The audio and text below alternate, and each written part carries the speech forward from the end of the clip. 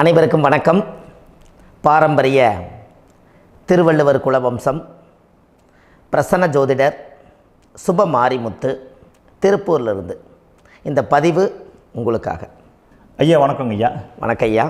ஐயா இப்போது மக்கள் சார்பாக ஒரு கேள்வி இன்றைக்கி நான் கேட்கலான் இருக்கேன். கேளுங்க ஐயா. ஐயா அதாவது இந்த ஜாதகத்தில் முடக்கு இருக்கு, ஜாதகத்தையும் முடக்கிருச்சு, கண்டிப்பாக அதனால் வாழ்க்கையில் நிறைய பிரச்சனைகள் அப்படின்னு சொல்லி நிறைய பேர் கேட்குறாங்க. கண்டிப்பாங்க ஐயா. இந்த முடக்குங்கிறது என்னங்க ஐயா? அதற்கும் கர்மாவுக்கு ஏதாவது சம்மந்தம் இருக்காங்க ஐயா? ரொம்ப பற்றி சொன்னீங்கன்னா ரொம்ப உதவியாக இருக்குங்க. நல்ல கேள்விங்க ஐயா. இந்த கர்மாவே முதல்ல எங்கேருந்து வருது அப்படிங்கிறது தான் இப்போ நம்ம சொல்ல போகிறோம். இதுவரைக்கும் எத்தனையோ கருத்துக்களெல்லாம் நீங்கள் இந்த உலகத்தில் கேட்டிருப்பீங்க.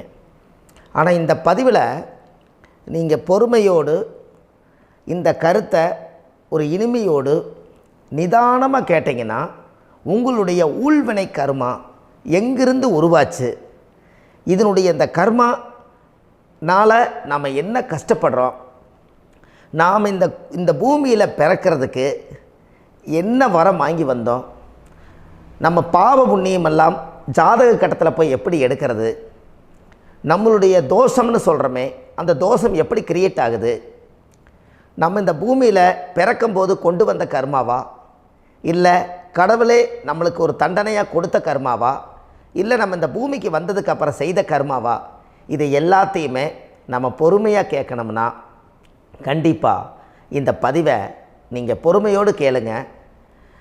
உங்களுக்கு இதில் ஒரு பெரிய ஒரு ரகசியம் ஒன்று அடங்கியிருக்குது. அந்த ரகசியத்தை தான் இன்றைக்கி இந்த உலகத்துக்கு அரங்கேற்றம் பண்ணுறேன். இந்த முடக்கு நம்ம ஐயா கேட்டதில் ஒரு அற்புதமான ஒரு விஷயம் என்ன அப்படின்னு கேட்டிங்கன்னா, முடக்குங்கிறது அந்த காலத்தில் பெரிய திறமையை கட்டி போட்டு வச்சுட்டா நம்மனால் அது இயங்க முடியுமாங்க? முடியாது இல்லைங்களா ஐயா? முடியாது. அப்போது அதே மாதிரி ஜாதக கட்டத்தில் நமக்கு வேண்டிய யோகத்தை கடவுளே நம்மளுக்கு நாம் செய்த பாவத்தினால அது முடக்கி வச்சிருச்சுன்னா அந்த பாவகத்தை அந்த ஜாதகர் அனுபவிக்க முடியுமா? அனுபவிக்க முடியாது. அப்போது அந்த அனுபவிக்க முடியாமல் வெளி உலகத்தில் போய் நம்ம தேடி போன பிறவியில் செய்த பாவத்தை இந்த பிறவியில் நீங்கள் தேடி கண்டுபிடிச்சி வாழ்க்கையில் நீங்கள் எப்போ மேலுக்கு வர்றது? அப்போது அந்த கர்மா 12 ராசி கட்டத்துக்குள்ள 27 நட்சத்திரத்தில் 9 கிரகங்களுக்குள்ள ஒரு பெரிய ஒரு ஆத்துமாத்துமான கர்மா, உங்கள் பூர்வ ஜென்ம கர்மா இதுக்குள்ளே எங்கேயோ ஒரு இடத்துல முடங்கியிருக்குது. இந்த முடக்க மட்டும் உங்கள் ஜாதகத்தில் நீங்கள் கண்டுபிடிச்சிட்டிங்கன்னா ஹைலைட்டாக வாழ்கிறதுக்கு, இந்த உலகத்தில் சுதந்திரமான வாழ்க்கை வாழ்கிறதுக்கு ஒரு மிகப்பெரிய பொக்கிஷம் உங்கள் ஜாதகத்துக்குள்ளேயே இருக்குது. அப்போது அந்த ஜாதகத்துக்குள்ளே நாம் போன பிறவியில் நம்ம கர்மா நாம் என்ன செய்திருப்போன்னு உங்களுக்குள்ளே பெரிய குழப்பம் இருக்கும். என்னங்க ஐயா, நீங்கள் என்ன கர்மா பண்ணிட்டு வந்தீங்க, நாம் போன பிறவியில் நம்ம யாரை ஒரு வதச்சோம், யாரை நம்ம மனசை புண்படுத்தினோம், நம்ம தாத்தாவுக்கு சோறு போட்டோமா, நம்ம பாட்டனுக்கு சோறு போட்டோமா, நம்ம முப்பாட்டனுக்கு சோறு போட்டோமா, நம்ம கொள்ளுப்பாட்டனுக்கு சோறு போட்டோமா, அப்போ நம்ம அப்பாவுக்கு நம்மளை பெற்றவருக்கு நம்ம சாப்பாடு கொடுத்தோமா, இவங்களுக்கெல்லாம் நம்ம சேவை பணிமடைகள் செஞ்சோமா, நம்மளுடைய உறவுகளுக்கெல்லாம் அரவணைச்சு போனோமா, நம்மளுடைய இந்த மாதிரி நாம் இரத்த சம்பந்த உறவுகளை இருந்து தான் இந்த உலகத்துக்கு நம்ம வெளியில் வந்திருப்போம். அப்போது வெளியில் நீங்கள் நிற்கிறீங்க, அப்படியே மேலே போய் பார்த்தீங்கன்னா ஒரு 7 தலைமுறையில் ஒவ்வொருத்தரும் செய்த கர்மாவெல்லாம் நம்ம பிளட்டு ரிலேட்டிவாக இப்போ நீங்கள் கரண்ட்டில் இருக்கிறவங்க கிட்ட தான் டெபாசிட் பண்ணியிருக்கோம்.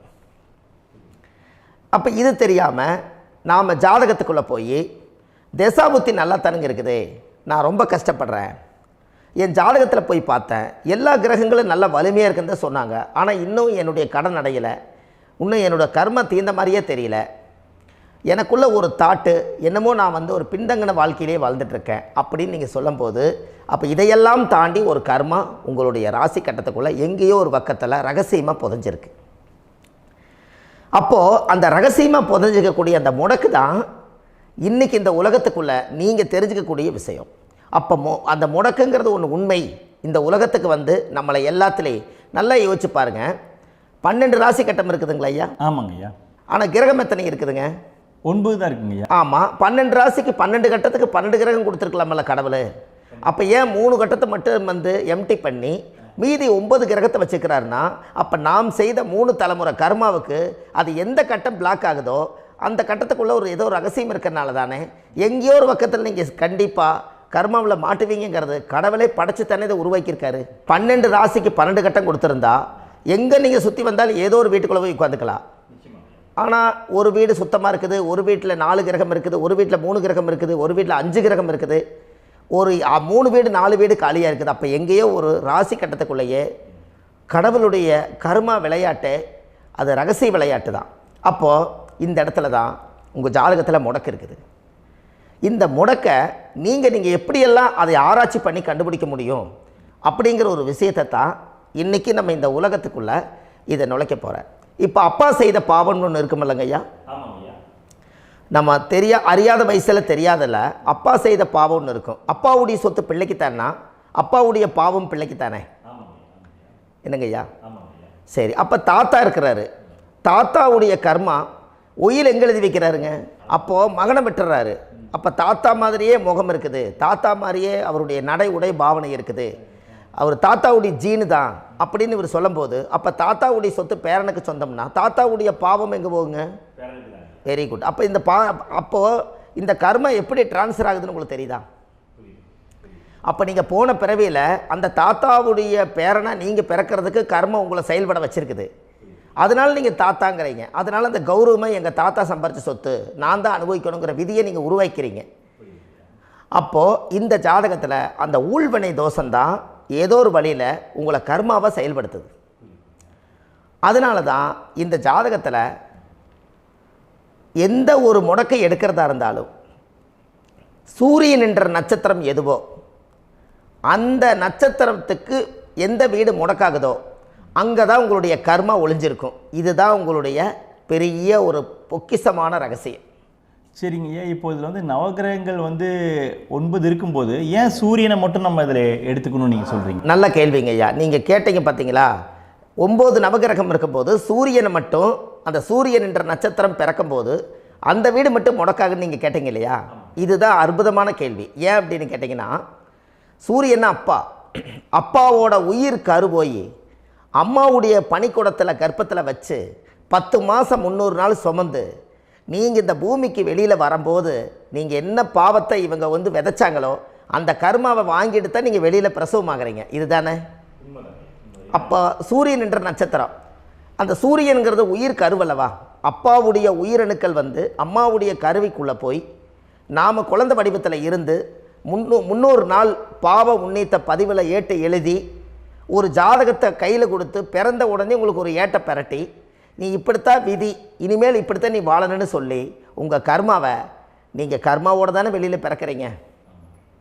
அப்போ சூரியன் என்ற நட்சத்திரம் தானே இந்த உலகத்துக்கு ஒரு பெரிய ஒரு மகத்துவம்.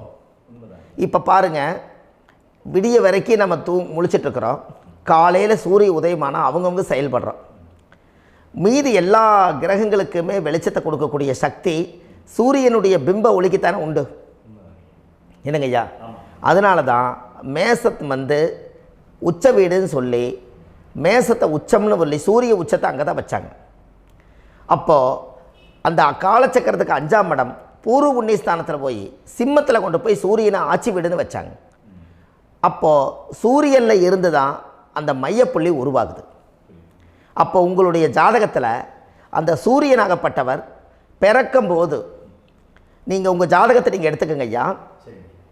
நீங்கள் இன்றைக்கே போய் கதவை திறந்து உங்கள் பெட்டியை திறந்து பீர்வாவுக்குள்ளே உங்களுடைய ஜாதகம் இருக்குது, அந்த ஜாதகத்தை எடுத்து ஜோதிடர்கிட்டையே நீங்கள் சந்தேகம் கேட்குறக்கு முன்பு நீங்களே உங்களுடைய கர்ம பற்றி தெரிஞ்சுக்கிறதுக்கு இந்த பதிவில் உங்களுக்கு ஒரு ரகசியத்தை சொல்லித்தரேன். உங்கள் ஜாதகத்தில் இப்போ இது வரைக்கும் ராசி கட்டத்தை நீங்கள் பார்த்துருப்பீங்க, ஆனால் பாதசாரம்னு ஒன்று இருக்கும் இல்லைங்களா? ராசிக்கு பாதசாரம்னு ஒன்று இருக்கும். சூரியன் என்ன நட்சத்திரத்தில் இருக்குது, சந்திரன் என்ன நட்சத்திரத்தில் இருக்குது, செவ்வாய் என்ன நட்சத்திரத்தில் இருக்குது, புதன் என்ன நட்சத்திர காலில் நிற்குது, இதெல்லாமே அந்த சாரம் இல்லாத ஜோதிடம் சோரம் போய்விடும். அதனால் அந்த சாரத்தில் நிற்கிது பார்த்தீங்களா கிரகம், அதில் இப்போ நீங்கள் உங்களுடைய ராசி கட்டத்தை ஓப்பன் பண்ணுங்கள். இதில் ராசி கட்டத்தில் சூரியன் என்ற நட்சத்திரம்னு ஒன்று இருக்கும் இல்லைங்களா? அது எதுவாக வேணாலும் இருந்துட்டு போட்டோம். அந்த நட்சத்திரம் தான் நீங்கள் பிறக்கும்போது தாயுடைய கருவறைக்குள்ள கரு உருவான நட்சத்திரமே அதுதான். புரிஞ்சுங்களா ஐயா? பிறக்கும்போது நீங்கள் அந்த கருவுடைய நட்சத்திரம் அப்பா வந்து கருவை உருவாக்கி கர்மாவை விதைச்சது அந்த சூரியன் என்ற நட்சத்திரம் தான். அந்த வீட்டுக்கு தான் இந்த ராசி கட்டத்தில் உங்களுக்கு முடக்கு உருவாகுது. புரிஞ்சுங்களா ஐயா? அப்போது ஒரு ஜாதகத்தில் சூரியன் என்ற நட்சத்திரம் எதுவோ அதுதான் உங்களுடைய கர்மா நட்சத்திரம். இப்போ நம்ம பிறக்காதுக்கு முன்னாடி அப்பா கட்டத்தில் அந்த கர்மா டெபாசிட் ஆகிருக்கும். அதை ட்ரான்ஸ்ஃபர் எப்படி பண்ணுறாரு? அவருக்கு ஒரு கல்யாணம் வச்சு அவர் குடும்ப வாழ்க்கையில் வாழ்ந்து நம்மளோட உயிர் கருவை கொண்டு போய் ஊராம் பொண்ணை கல்யாணம் பண்ணி பொண்டாட்டின்னு எடுத்துக்கொண்டு அந்த பொண்டாட்டிங்கிற உரிமையாகி இவருடைய உயிர் கரு உருவாகி வாரிசுகள் வெளியில் வருது. அதானங்க ஐயா? அப்போது அந்த சூரியன் என்ற நட்சத்திரம் தான் இந்த உலகத்தில் ஒரு பிரம்மாண்டமான நட்சத்திரம்.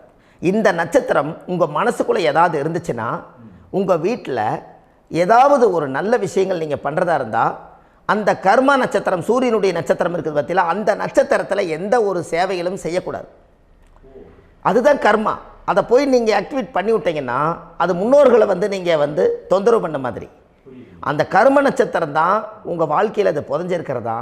இப்போ குழந்தை பிறந்தாலோ சீர் சீமந்தங்கள் நீங்கள் செய்கிறதாலோ கல்யாணம் முக்கிறதுனாலோ உங்கள் ஜென்ம நட்சத்திரத்தன்னைக்கு கல்யாணம் பண்ண வேண்டாம்னு சொல்லிக்கிறாங்கல்லங்க.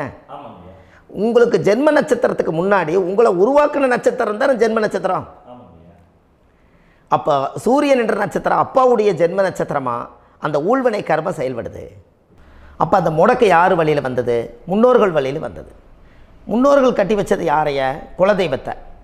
அப்போ அந்த குலதெய்வத்தை போய் சாமிக்கு போய் வீடு வாசல்லாம் வலித்து குலதெய்வத்தை போய் தேங்காய் பழம் பூ மாலை கல்கண்டு வாங்கி அர்ச்சனை பண்ணி ஒரு அன்னதானம் ஒன்று பண்ணிவிட்டு சாமிக்கு பொங்கல் வச்சு நைவேத்தியம் பண்ணிவிட்டு உங்கள் ஜாதகத்தை வச்சு பூஜை பண்ணிவிட்டு வாங்க. அதுக்கப்புறம் தான் உங்கள் கர்மாவை கண்டுபிடிக்கிறதுக்கு வழியே பிறக்கும். குலதெய்வத்தை வணங்காமல் கோவிந்தா கோவிந்தா என்று பல தெய்வத்தை வணங்கினாலும் பலனொன்றும் இல்லைன்னு அந்த காலத்தில் முன்னோர்கள் சொல்லி வச்சுக்கிறாங்களா இல்லைங்களா? அதனால் கண்டிப்பாக அதை கண்டுபிடிச்சி நீங்கள் அதுக்கு ஒரு நைவேத்தியம் பண்ணால் மட்டும்தான் முதல்ல உங்கள் 5ஆம் பாவம் முன்னோர்கள் அது வேலை செய்யும். குலதெய்வ ஆலயத்துக்கு போயிட்டு வாங்க. போயிட்டு வந்துட்டு இந்த கர்மவினை தோஷத்தை நிவர்த்தி பண்ணுறதுக்குண்டான சரியான பரிகாரத்தை நம்ம எடுப்போம். அப்போது உண்மையாலுமே ஒரு ராசி கட்டத்துக்குள்ளே இந்த மாதிரி ஒரு அந்த கர்ம தோஷம் இருப்பதனால இந்த கர்மா தோஷத்துக்கு அந்த முடக்க தோஷங்கிறத நீங்கள் எடுத்து அதை கண்டுபிடிச்சி அந்த சூரியன் என்ற நட்சத்திரம் எந்த ராசி கட்டத்தில் போய் முடக்காயிருக்குதோ அந்த முடக்கு எந்த பாவகம் வந்து நம்மளுக்கு லாக் ஆகிருக்குதோ அந்த பாவகத்துக்கு உண்டான பரிகாரங்கள் அதுக்குரிய ஸ்தலங்கள் அந்த கோவில்களில் போய் சுவாமிக்கு தேங்காய் பழம் பூமாலை கல்கண்டு வாங்கி அர்ச்சனை பண்ணி நீங்கள் அந்த கோவிலுக்குள்ளே போய் உட்காந்து சாமி கும்பிட்டு வந்தீங்கன்னா உங்களுடைய ஜாதகத்தில் இருக்கக்கூடிய அந்த முடக்கு தோசை நீங்கி வாழ்க்கையில் நீங்கள் எதை சாதிக்க வந்தீங்களோ அந்த சாதனையை நீங்கள் சாதிச்சிட்ருப்பீங்க. புரிஞ்சுங்களா ஐயா? ஏன் அப்படின்னா அந்த முடக்கு நட்சத்திரத்துக்குள்ளே தான் ஒரு தோஷம் இருக்குது. இப்போ அந்த காலத்தில் பாருங்கள் ஐயா, முன்னோர்கள் எல்லாம் நிறைய பேர் கோவில் கட்டி வச்சுட்டு போயிருக்காங்களா இல்லைங்களா? இந்த கோவில் எதுக்காக கட்டி வச்சுக்கிறாங்கன்னா அவங்க கட்டினவங்களுக்கும் அந்த முடக்கு தோஷம் இருந்திருக்குது. ராஜாக்கள் இருந்திருக்குது, மன்னர்கள் காலத்தில் இருந்திருக்குது, ஜமீன்தார் காலத்தில் இருந்திருக்குது. இப்போ அவங்களுடைய அமைப்புகள் எல்லாமே முன்னோர்கள் என்னமோ அறியாமல் தெரியாத தன்னடக்கம் இல்லாத ஒரு கர்மாவை இவங்க செஞ்சிட்டாலும் அதுக்குரிய பரிகார ஸ்தலங்களை கொண்டு போய் அந்த காலத்திலே ஜாதகம் பார்த்து நம்ம வந்து முன்னோர்களுடைய பாவத்தை நாம் செய்த பாவத்தையும் தீர்த்துட்டு நமக்கு கீழே அடுத்த சந்ததிகள் அடுத்த தலைமுறைகள் வந்தாலும் இந்த கோவில்களுக்கு வந்து விளக்கு போட்டு சாமி கும்பிட்டு இந்த மண்ணை மிதிச்சிட்டு போனால் அன்னையோடு அந்த கர்மா தீருங்கிறது அந்த காலத்திலேயே முடக்க தோஷ பரிகாரத்தை கோவில் வழியில் அந்த காலத்தை திசை திருப்பி வச்சுருக்காங்க. அப்போ நீங்கள் கோவிலுக்கு போகாமல் கண்டிப்பாக இந்த பரிகாரத்தை நீங்கள் உடைக்க முடியாது. ஏன் உடைக்க முடியாதுன்னா இப்போ நீங்கள் எத்தனை வருஷம் வாழ்கிறீங்க ஐயா? 120 வருஷமே வச்சுக்கோங்க. சூரியன் திசை 6 வருஷம், சந்திரன் திசை 10 வருஷம், செவ்வாய் திசை 7 வருஷம், ராகு திசை 18 வருஷம், குரு திசை 16 வருஷம், சனி திசை 19 வருஷம், புதன் திசை 17 வருஷம், கேது திசை 7 வருஷம், சுக்கிரன் திசை 20 வருஷம். இப்போ நான் சொன்ன டோட்டலெல்லாம் கூட்டிங்கன்னா 120 வருஷம் வரும். இது ஒரு மனிதர் பிறந்து பூரண ஆயுளோடு வாழ்ந்தால் இந்த 120 வருஷம் வாழ்ந்தால் அவர் இந்த பூலோக பதவி விட்டு சிவலோக பதவி போயிடுவார். அதுக்கு பேர் தான் பூரண ஆயுள் என்று பொருள். அப்போ இந்த பூரண ஆயுளை வாழ்ந்தவருக்கு 120 வருஷம். கோயில் எத்தனை வருஷம் வாழுதுங்க ஐயா? கோயில் பழங்காலத்து கோயிலெல்லாம் எத்தனை வருஷம் வாழுதுங்க? 12 வருஷத்துக்கு கும்பாபிஷேகம். அது ஓகே, அது பரவாயில்ல. 12 வருஷத்துக்கு ஒருக்கா பழசை புதுப்பிச்சு கும்பாபிஷேகம் பண்ணி மறுபடியும் அதுக்கு பவர் ஊட்டி சக்தி ஊட்டி அதுக்கு உருவேற்றுறாங்க. நான் சொல்கிறது கோயில் 5000 வருஷம் 4000 வருஷம் பெரிய பெரிய சித்தர்கள், மகான்கள், ரிஷிமார்கள், யோகிகள், சித்தர்கள் இவங்களெல்லாம் போய் கோவில்லையே சிவனையும் பெருமாளையும் வழிபாடு பட்டுட்டு கோவில்லையே ஒரு ஓரத்தில் ஜீவசமாதி ஆயிட்டாங்கன்னு பழைய கால கோயிலில் சித்தர்கள் குடியிருக்காங்களா இல்லைங்களா?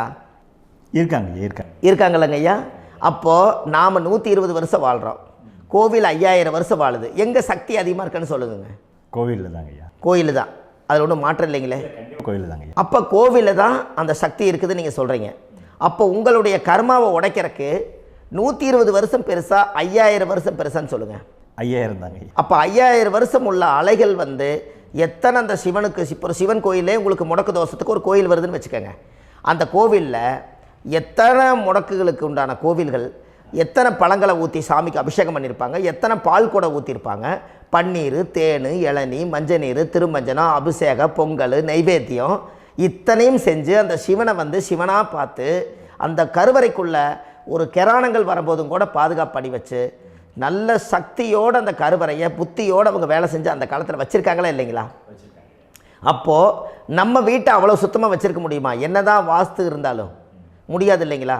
அப்போது அவ்வளவு ஒரு பவர்ஃபுல்லான கோவில் அந்த முடக்கு தோஷத்துக்குள்ளே ரகசியமாக அந்த கோயில் அடங்கியிருக்குது. உங்கள் ஜாதகத்துக்குள்ளே உண்மையாலுமே ஊழ்வினை கோயில், கர்மவினை கோயில் அதுக்குள்ளே இருக்குது. அந்த ஜாதகத்தை கணிச்சு பார்த்தா கரெக்டாக உங்களுடைய ஜாதகத்தில் அப்பாவுடைய கருவறையிலேருந்து உயிர் உருவாகிற நேரத்தில் இருந்து இப்போ வரைக்கும் நீங்கள் கரண்ட்டில் வாழ வரைக்கும் அந்த கர்ம கூட வர்றதை ஒரே ஒரு இடத்துல போனால் மட்டும்தான் விட்டுட்டு வர முடியும். அது எந்த வீடு அப்படின்னு கேட்டால் உங்களுக்கு அப்பாவுடைய கர்மா வழியில் போய் அந்த கோவில் பழையகால கோயில், பழையகால தெய்வங்கள், அந்த கோவில் தான் உங்கள் ஜாதகத்துக்குள்ள ரகசியமாக இருக்கும்.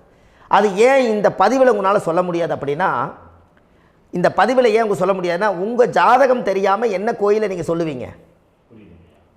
இப்போ பொதுவாக ஒரு நட்சத்திரத்துக்கு ஏதோ ஒரு கோவிலை அவங்க சொல்லி நீங்கள் போயிட்டு வர்றீங்கன்னு வச்சுக்கோங்க.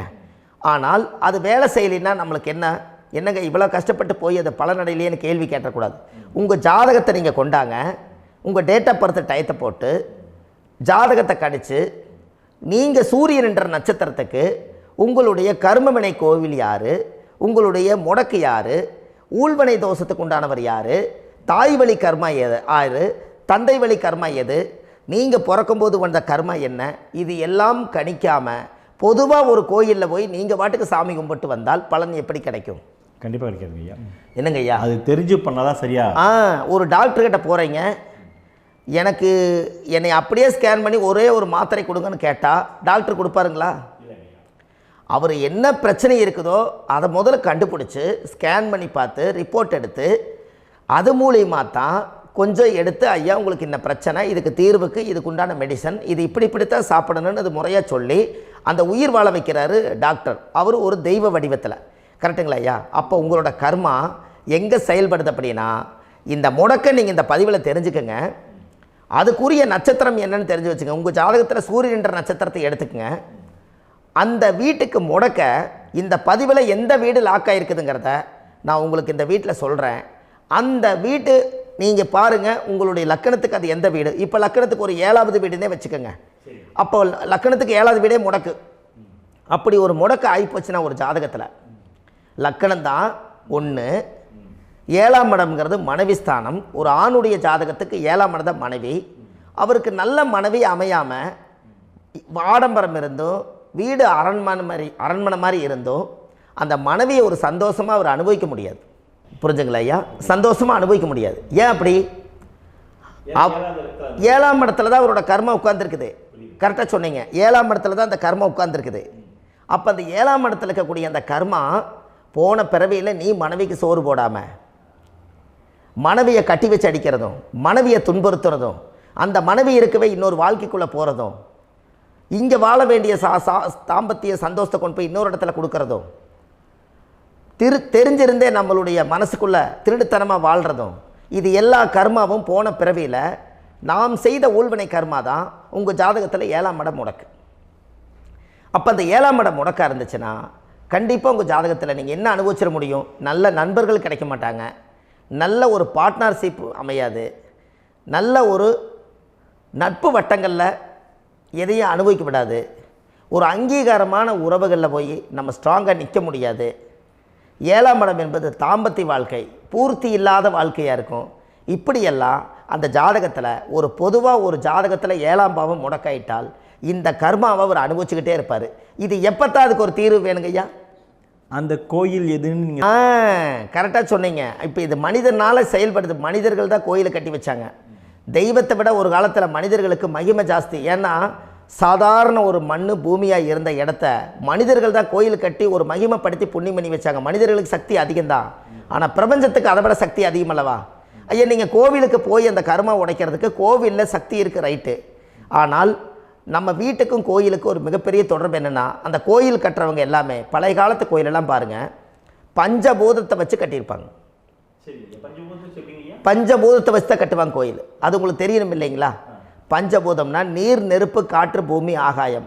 இந்த பஞ்சபூதத்தினுடைய சக்திகள் எல்லாம் ஒரே நேர்கோட்டுக்கு என்னைக்கு வருதோ அன்னைக்கு தான் அந்த கோவிலுடைய பாலக்கால் போட்டு 1000-2000 வருஷம் நிலச்சி நிற்கிறது. காரணம், இந்த பிரபஞ்சத்தில் பஞ்சபூதம் எப்படி நிலச்சி நிற்குதோ அதுபோல் 5000 வருஷம் நிற்கிறதுக்கு அந்த பஞ்சபூத சக்தி வச்சு தான் சாமி சிலையை பிரதிஷ்டை பண்ணி வச்சுருப்பாங்க. அதனால தான் இந்த கோயில்கள் எல்லாம் 5000 வருஷமாயும் எத்தனையோ கிராணங்களை எல்லாம் தப்பிச்சிருக்கிறதுக்கு காரணம்.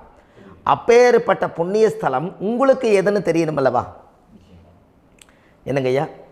அப்பேற்பட்ட புண்ணிய ஸ்தலம் உங்களுக்கு எதுன்னு தெரிஞ்சால் தானே நீங்கள் போய் செய்ய முடியும், இல்லாட்டி கண்டிப்பாக தெரியாது. அப்போ இந்த முடக்கு தோஷத்தை கடவுள்கிட்ட கொண்டு போய் ஒப்படைக்கணும். நாம் பிறக்கும் போது கொண்டு வந்த கர்மாவை நாம் இருக்கும் காலத்தில் கொண்டு போய் இந்த கர்மாவை சுத்தப்படுத்தி, நீங்கள் பாவ ஆத்மாவை இந்த பூமியில் பிறந்து பூலோகத்தில் எல்லா புண்ணியத்தையும் செஞ்சுட்டு இந்த பூலோகத்தை விட்டு நீங்கள் போகும்போது புனித ஆத்மாவாக போகணுன்னா உங்கள் கர்மாவை கொண்டுட்டு போகாதீங்க, கர்மாவை நிவர்த்தி செய்யுங்க.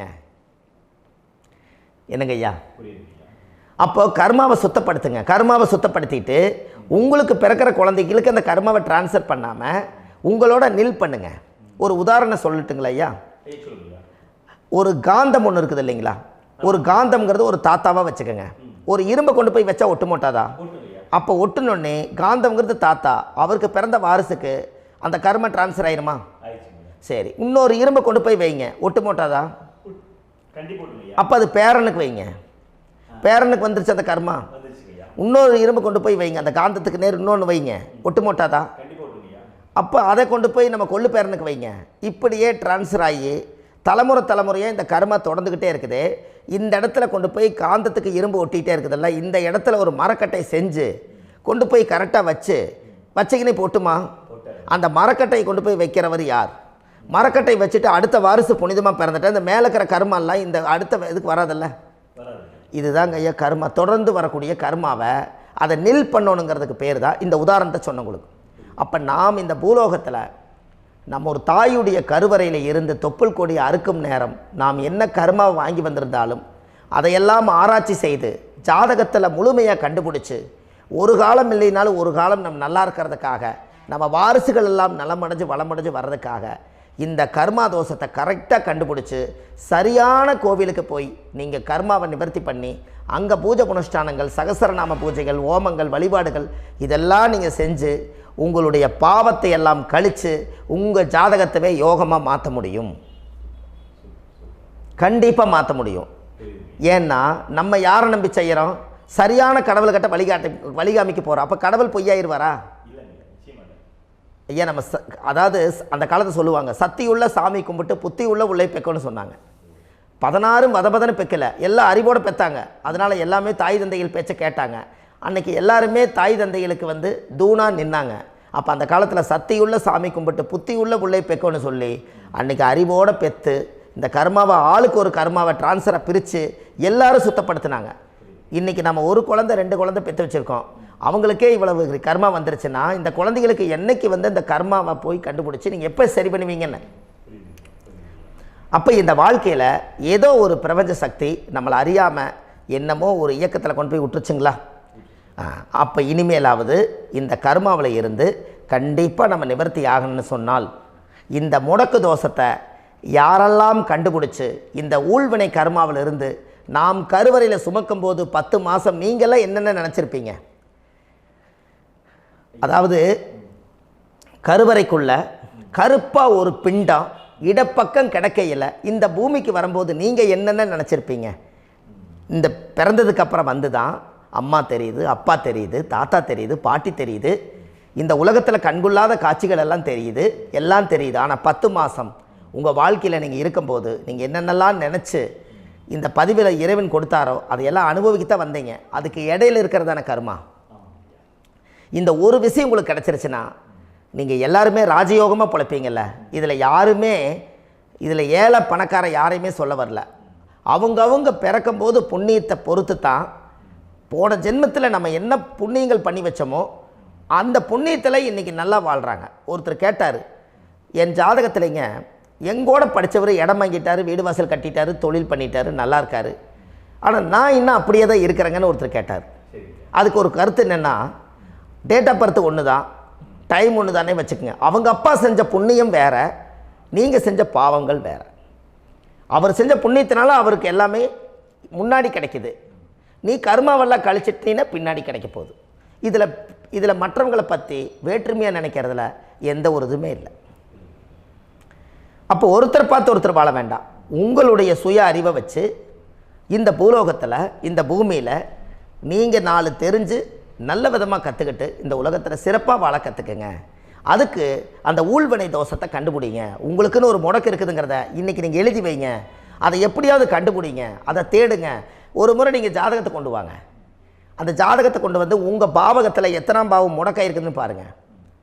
அந்த பாவகம் முடக்காயிருச்சுன்னா உங்கள் வாழ்க்கையில் அதிலிருந்து உங்களால் வெளியில் வரவே முடியாது, கண்டிப்பாக வர முடியாது. அதை நீங்கள் கண்டுபிடிச்சா மட்டும்தான் நீங்கள் மேலே வர முடியும். ஏன்னா நிறைய பரிகாரங்கள், பூஜைகள், யாகங்கள், ஓமங்கள் எல்லாம் செய்து வச்சும் கூட அந்த கர்மவினைக்கு உண்டான கோவிலுக்கு போய் அந்த 5000 வருஷ பழமை வாய்ந்த தெய்வத்துக்கிட்ட போய் நீங்கள் முறையிட்டு விளக்கு போட்டு உங்கள் கர்மத்தை எல்லாம் நான் நீ தான் தீர்த்து கொடுக்கணும்னு சொல்லி நம்பிக்கையோடு நீங்கள் போய் அந்த சரணாகதி அடையிறீங்க பாருங்கள், அங்கே தான் உங்கள் கர்மாவை எடுத்து விடுறாரு.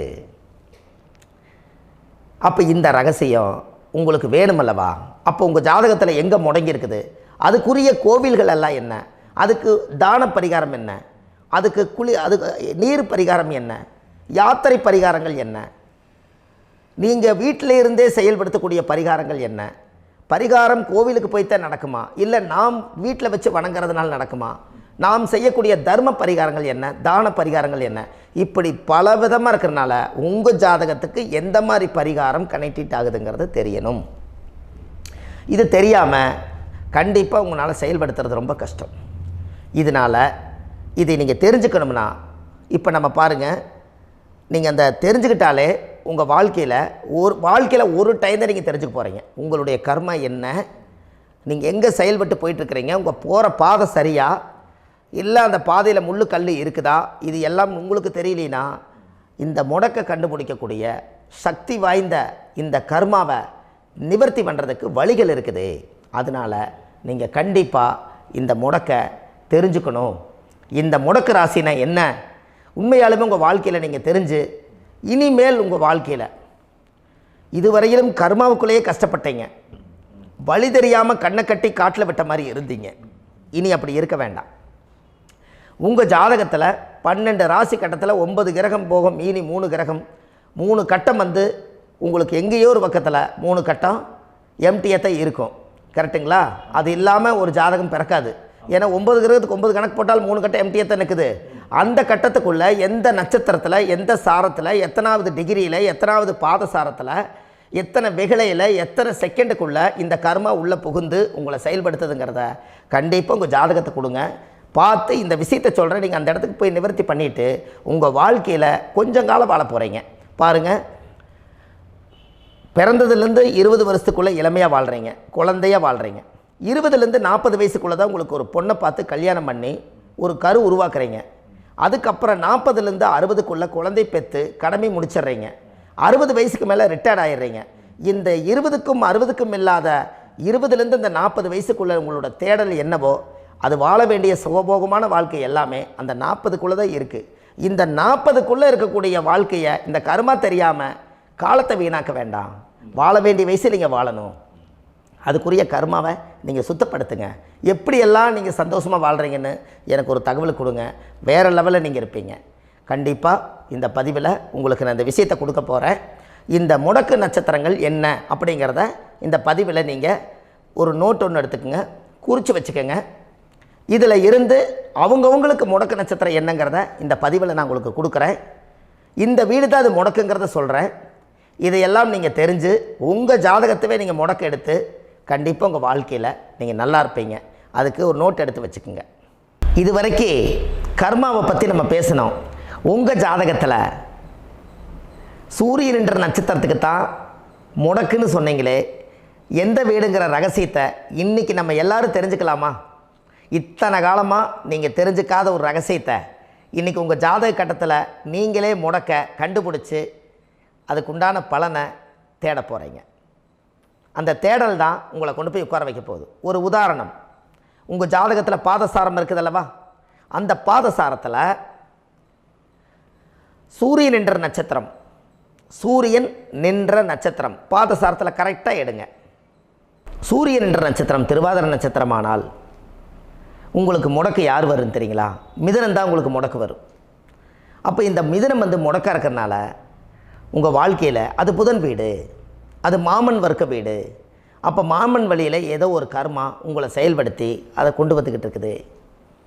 அப்போ கண்டிப்பாக இப்போது இத்தனை நாள் தெரியாத ஒரு ரகசியம், உங்கள் லக்கணத்துக்கு அந்த மிதுனம் எத்தனாவது வீடுன்னு நீங்கள் பாருங்கள். அந்த வீடு தான் முடக்கி வச்சுருக்குது. அந்த பாவகத்தை நீங்கள் அனுபவிச்சுட்டு இருக்கிறீங்க. அதுதான் கர்மா. இந்த கர்மாவில் இருந்து நீங்கள் வெளியில் வரணுன்னா இனி அதை கண்டுபிடிக்கிறதுக்கு உண்டான வழிமுறைகளை நீங்கள் தேடுங்க. வாழ்க்கையில் நீங்கள் முன்னுக்கு வந்துடுவீங்க. திருவாதிரை நட்சத்திரத்தை பற்றி இது வரைக்கும் நீங்கள் பார்த்தீங்க. திருவாதிரைக்கு அடுத்தது புனர்பூச நட்சத்திரத்தை பற்றி அடுத்த பதிவில் நம்ம பார்ப்போம். நம்ம ஆன்லைன்லேயே ஜாதகம் பார்க்குறோம். உங்கள் date of birth, time, place கொடுத்தீங்கன்னா போதும். உங்களுக்கு ஜாதகத்தை கணிச்சு ஃபோன்லேயே உங்களுக்கு கர்ம ராசி கண்டுபிடிச்சி உங்களுக்கு உண்டான கர்ம பரிகாரத்தை சொல்லி உங்கள் வாழ்க்கையில் ஒரு வெளிச்சத்தை கொண்டு வர்றதுக்கு என்றைக்கும் உங்களுக்கு உறுதுணையாக இருப்பேன். நீங்கள் கண்டிப்பாக இந்த பதிவுகள் எல்லாம் இது உங்களுக்காகத்தான். இது அதிகாலை நேரத்தில் பிரம்ம முகூர்த்தத்தில் இந்த பதிவை உங்களுக்கு முழுமையாக சமர்ப்பணம் பண்ணுறேன். இதை கற்று இதை வழி நடத்தி இதைய எப்படியெல்லாம் இந்த முடக்கை கண்டுபிடிச்சி இப்படியெல்லாம் பேச வச்சு அழகு பார்க்க நம்ம முன்னோர்களுடைய ஆசீர்வாதமும் இந்த முடக்கை கண்டுபிடிச்ச குருமார்களும் அவங்களுடைய குடும்ப பாரம்பரிய வம்சாவளிகளும் எல்லாருமே நல்லா இருக்கணும். அதுக்காக இந்த நேரத்தில் நான் அடியேன் சுப மாரிமுத்தாக இருந்து திருப்பூர்லேருந்து இந்த பதிவை உங்களுக்கு நான் கொடுக்குறேன். கண்டிப்பாக இந்த முடக்கு கோயிலுக்கு, இந்த முடக்கு தோஷத்துக்கு உண்மையான பரிகாரங்கள், எளிமையான பரிகாரங்கள் நீங்களே வாழ்க்கையில் செஞ்சு ஆதிகால பரிகாரங்கள் உங்கள் மனசுக்குள்ளே இருக்குது. அதை செயல்படுத்தினா மட்டும் போதும். வாழ்க்கை எங்கேயோ போயிடும். கண்டிப்பாக ஒரு முறை உங்கள் ஜாதகத்தை அனுப்பி வைங்க. உங்களுக்கு நான் பார்த்து பலன் சொல்கிறேன். இன்றைக்கி நான் கொடுத்த பதிவுகள் எல்லாம் உங்களுக்கு ரொம்ப பயனுள்ளதாக இருந்திருக்கும். உங்களுக்கு இது வரைக்கும் எத்தனையோ கர்ம வினைகளை பற்றி தெரியாமல் இருந்திருப்பீங்க. இந்த பதிவில் நிறைய கேட்டு தெரிஞ்சுக்கிட்டீங்க. இதெல்லாம் வாழ்க்கையில் ரொம்ப முக்கியமான பரிகாரங்கள், எளிமையான பரிகாரங்கள். நேராக நீங்கள் கடவுளைத்தான் கெட்டியாக பிடிக்க போகிறீங்க. அந்த பரிகாரங்கள் எல்லாம் செஞ்சு அதிகாரமாக வாழ்ந்து இந்த பூலோகத்தில் நல்ல சிறப்பாக வாழ்கிறதுக்கு இந்த பரிகாரம் உங்களுக்கு ரொம்ப யூஸ்ஃபுல்லாக இருக்கும். கண்டிப்பாக இந்த பதிவை செய்யுங்க. நம்ம பாரம்பரிய திருவள்ளுவர் குல வம்சம், பிரசன்ன ஜோதிடர் சுப மாரிமுத்து, திருப்பூரில் இருக்கேன். 30 ஆண்டு காலமாக நம்ம ஜோதிடம் பார்த்து கொண்டு இருக்கிறோம். இவ்வளவு காலமாக எத்தனையோ ஆயிரக்கணக்கான மக்களுக்கு நம்ம ஜோதிடம் பார்த்து வழிகாட்டி நிறைய மக்களுக்கு நிறைய சேவைகள் செஞ்சுருக்கேன். நிறைய கோயில் கட்டி வச்சுருக்கேன், கும்பாபிஷேகங்கள் பண்ணி வச்சுருக்கேன், அன்னதானங்கள் நிறையா பண்ணி வச்சுருக்கேன், புண்ணிய யாத்திரைகள் நிறைய போய் வந்திருக்கேன். மக்களுக்காகவே நான் உங்களுக்கு உழைக்க தயாராக இருக்கேன். இந்த ஜோதிடம் என்னுடைய ஒரு பாரம்பரியமாக என்னுடைய அப்பா, தாத்தா, முன்னோர்கள் இதெல்லாம் எங்களுடைய குலத்தொழில் இது. அதனால் நாங்கள் பாரம்பரியமாக திருவள்ளுவர் குல வம்சம். வள்ளுவர் வாக்குன்னு யூடியூப் சேனலில் போனீங்கன்னா 1000 பரிகாரங்கள் கொடுத்துருக்கேன். அதுவும் உங்களுக்கு ரொம்ப யூஸ்ஃபுல்லாக இருக்கும். வள்ளுவர் வாக்கு அப்படின்னு போடுங்க. அப்படி இல்லைன்னா சுப மாரிமுத்துன்னு போடுங்க. இதில் பரிகாரங்கள் நிறையா கொடுத்துருப்பேன். கண்டிப்பாக இதெல்லாம் நீங்கள் சந்தித்து நீங்கள் ஒரு சப்ஸ்கிரைப் பண்ணி வச்சுக்கோங்க. நான் போடக்கூடிய பதிவுகள் எல்லாமே உங்களுக்கு நோட்டிஃபிகேஷனை வந்துடும். அதனால் நீங்கள் ஒரு சப்ஸ்கிரைப் பண்ணி வச்சுக்கோங்க. தினமும் ஒரு தகவல் உங்களுக்கு கொடுத்துக்கிட்டே இருக்கேன். இதெல்லாமே உங்களுக்கு ஒரு பெரிய சந்தோஷமான நிகழ்ச்சிகள். என்றைக்கும் உங்களோட நான் வாழ்கிறேன். உங்களுடைய குடும்பத்தில் நான் ஒருத்தராக இருந்து குடும்ப ஜோதிடராக நான் இருப்பேன். கண்டிப்பாக ஆயுளுள்ள வரைக்கும் உங்களுக்காக இந்த ஜோதிடத்துக்கு உழைச்சி உங்கள் குடும்பத்தில் ஒருத்தராக நான் வந்து ஒரு ரத்த உறவில் நான் வந்து இந்த பூர்வ ஜென்மத்தில் உங்களுக்கு நான் கடமைப்பட்டிருக்கேன். கண்டிப்பாக அடுத்த பதிவில் உங்களை நான் சந்திக்கிறேன். வாழ்வது ஒரு முறை, வாழ்த்தட்டும் தலைமுறை. நன்றி, வணக்கம்.